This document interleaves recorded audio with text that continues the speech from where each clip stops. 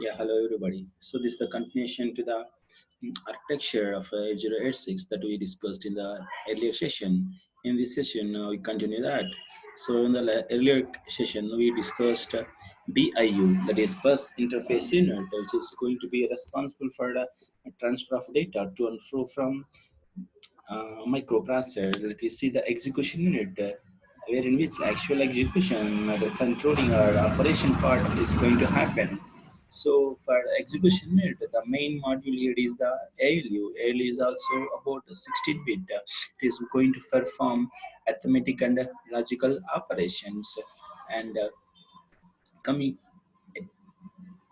coming to the decoder in EU, the decoder, whatever that is available in this, what we call execution unit, it is actually in the internal control system. This control decoder in the control system is going to be responsible for. So, what is the thing that is to be done after fetching the data? So, the decoding is going to be done. Upon decoding, we are going to know from where the data is to be accessed, that is operand is to be uh, accessed, and after the execution, mm, to where the data is to be stored, whether to store the data back to memory or to store temporarily in the register. These are all going to be decided by the decoder. And for doing this arithmetic logical operations, so it is having 8 more registers, other than 5 register that we discussed in BIU unit. So those 8 registers are here. So for our general purpose registers and to our pointer registers, and 2 more are the index registers. Let me see in detail about each register. And each registers of a general purpose register starting from A, B, C, D, they will be available both as 16-bit as well in 8-bit. So we can access either through byte-wise or through the word-wise. So for byte-wise, we call it as AL and AH. For word-wise, completely 16-bit, which is AL plus AH, we call it as AX. And this AX is calling it as accumulation register. This is going to be the default register for doing many arithmetic operations, and for doing multiplication division instruction. We are going to use the AX or AL, AX for 16-bit, AL for 8-bit case.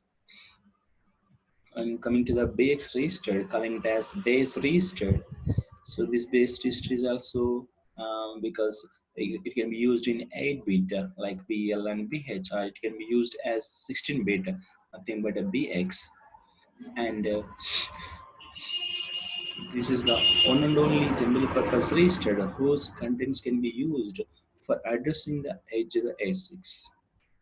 So the remaining AX, CX, DX can't be used for addressing, but this is useful for addressing the 8086, especially for base addressing. Whenever we use base addressing, this content useful for making physical address. This is going to act as the offset address. And coming to the CX, nothing but the counter register. It is also containing CL and CH, a lower byte, upper byte, each of 8-bit, and for 16-bit, we call it as CX. And this CX register generally used in shift, rotate, loop instruction to act like a counter. To act like a counter, it is going to be useful.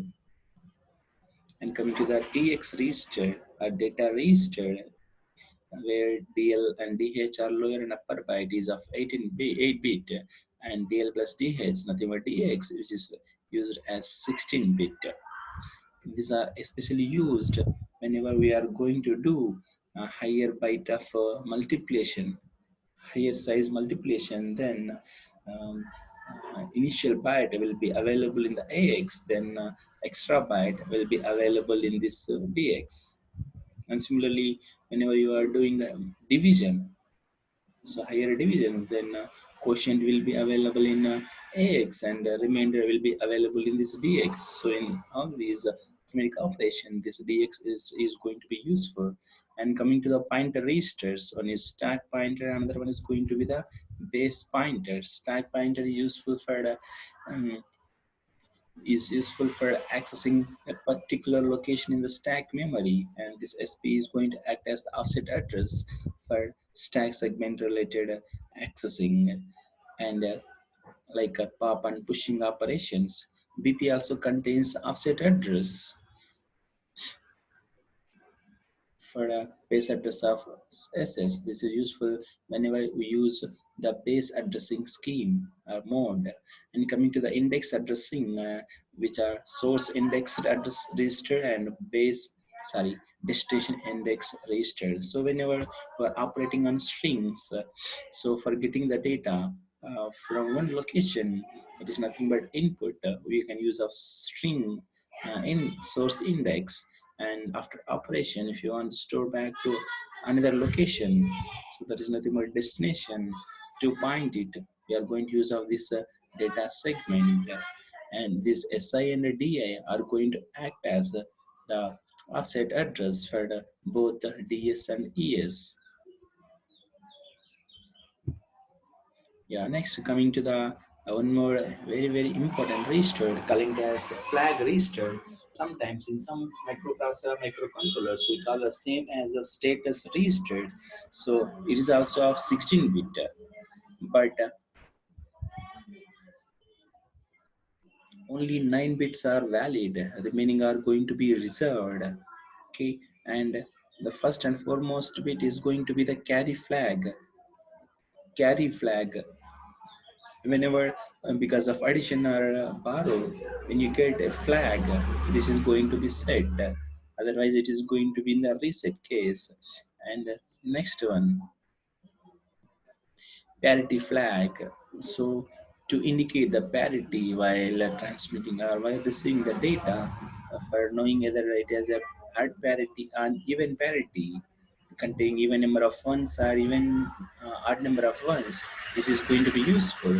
When it is one, the meaning of that one is there are even number of ones, and when it is zero, it is meaning that the number of ones are odd.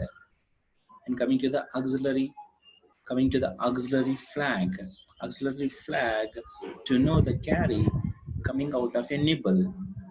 Coming out of a nibble. Nibble nothing but the 4 bits.